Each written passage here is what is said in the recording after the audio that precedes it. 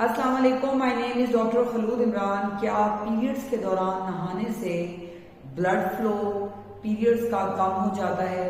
یہ ہم سے بہت سی فیمیل اسپیشلی مدرس پوچھتی ہیں کہ جی کیا ہماری بچیاں یا ہم خود بھی جو ہے وہ ماہواری کے دوران نہائیں یا نہ نہائیں، کیونکہ ہم نے سنا ہے یا ایسا ہوتا ہے کہ جی بلڈ فلو کم ہو گیا ہے یا بلیڈنگ بالکل کم ہو گئی ہے یا ختم ہو گئی ہے۔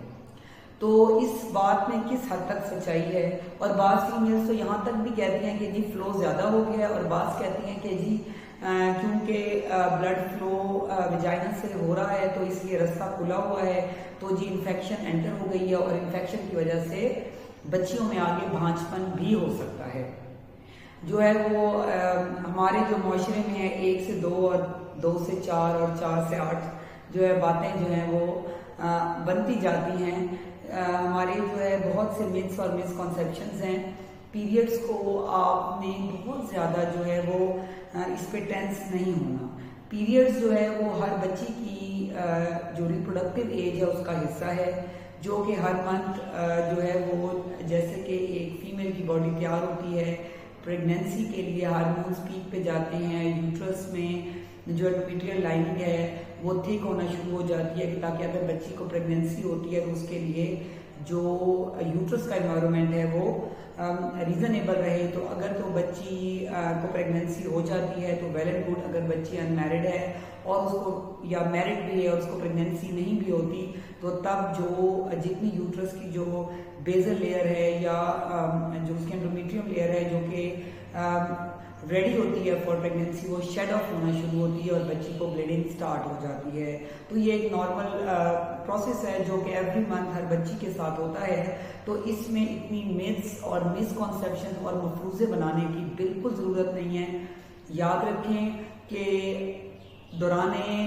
جو ہے ماہواری بچی پہلے دن سے پہلے گھنٹے سے وہ نہا سکتی ہے اور نہانا بھی چاہیے۔ ہاں، یہاں پر میں ضرور کہوں گی کہ اگر آپ نیم گرم پانی سے نہائیں، ایون گرمیوں میں بھی، سردیوں میں تو چلے ویسے ہی گرم پانی سے نہا رہے ہوتے ہیں، تو اس کا بینیفٹ یہ ہوتا ہے کہ جو وارم واٹر ہے وہ ایز پین کلر کام کرتا ہے، سوتھنگ افیکٹ دیتا ہے، تو بچیوں کا پین ریلیف ہو جاتا ہے، کیونکہ ڈیورنگ مینسز پین ہونا بھی کوائٹ نارمل ہے۔ اس لیے جو ہے وہ نہائیں، اور ضرور جو ہے وہ اپنی آپ کی جو بچیاں ہیں ان کو بھی آپ جو ہے انکریج کریں کہ اگر ان کو پیریڈز آ گئے ہیں تو وہ لازمی نہا لیں، تاکہ جتنا بھی انفیکشن ہے، لازمی بات ہے کہ جو بلڈ فلو ہو رہا ہے تو آٹومیٹیکلی جو ہے یہ ایک انفیکٹڈ چیز ہے، تو جب بچی نہائے گی ڈیٹول کے پانی سے تو آٹومیٹیکلی جو جتنے بھی ایکسٹرا بیکٹیریا ہے اور جرمز ہیں وہ واش آؤٹ ہو جائیں گے۔ ساتھ میں اگر پانی نیم گرم ہے تو پین کلر کے طور پہ بھی کام کرے گا۔ تو اس لیے جو ہے مینسز کے دوران یہ ساری میتھس ہیں